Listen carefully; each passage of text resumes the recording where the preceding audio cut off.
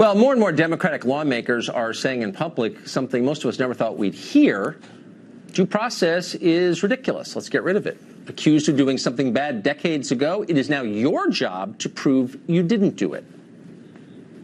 There's no presumption of innocence or guilt when you have a nominee before you. Doesn't Kavanaugh have the same presumption of innocence as anyone else in America?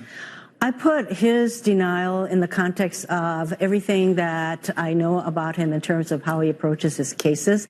We have a constitutional duty to get to the bottom of these allegations. Judge Brett Kavanaugh has a responsibility to come forward with evidence to rebut them. Kavanaugh, who is seeking a lifetime appointment to the Supreme Court and who I think now bears the burden of disproving these allegations rather than Dr. Ford and Ms. Ramirez.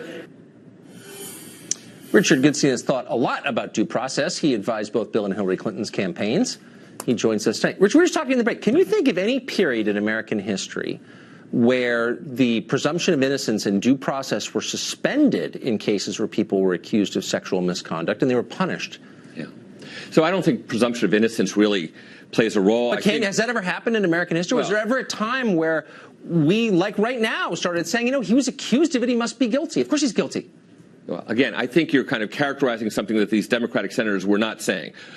This is not a jury. We don't have a presumption of innocence. This is certainly not a criminal proceeding where you have you have to prove something beyond a reasonable doubt, right? This is, your last guest said derisively it's not a job interview. Well, it kind of is. If any one of these senators was hiring a chief counsel and it came up that all these allegations were out there, I don't think they would just plunge ahead. What is the rush anyway? They wouldn't plunge ahead and hire them until they were resolved. You know what you might do, actually, is make someone undergo 6 separate personal FBI investigations sufficient to give him access to the nuclear codes. Oh, wait, they did that with Brett Kavanaugh. Yeah. And I'm wondering if he was part of a teenage rape ring in Maryland that scores, dozens at least of people witnessed firsthand, that wouldn't have come up, do you think, in any of those investigations? Yeah, I think that's a red herring. Why? Because the fact is, years ago, somebody would have said Bill Cosby was a pillar of the community and meant it. Until one woman came out, and then somebody else said, oh, that happened to me too. And then it was 60.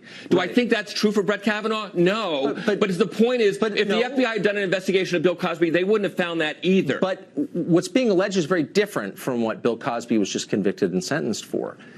The allegation now is that Brett Kavanaugh participated in public rape, that he stood in line in a queue of boys waiting to rape a woman in the middle of a party among his peers in a very small and tightly knit community right here in Washington. Right.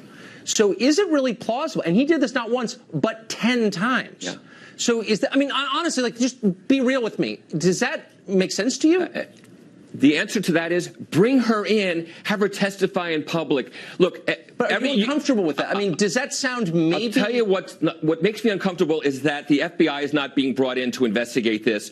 That was true with Dr. Ford's allegations and all these others. Look, all these questions are about something that came. May I ask an obvious question? There's so many obvious questions, but this has been going on for a month, his confirmation. It's the night before the hearing, right before the vote.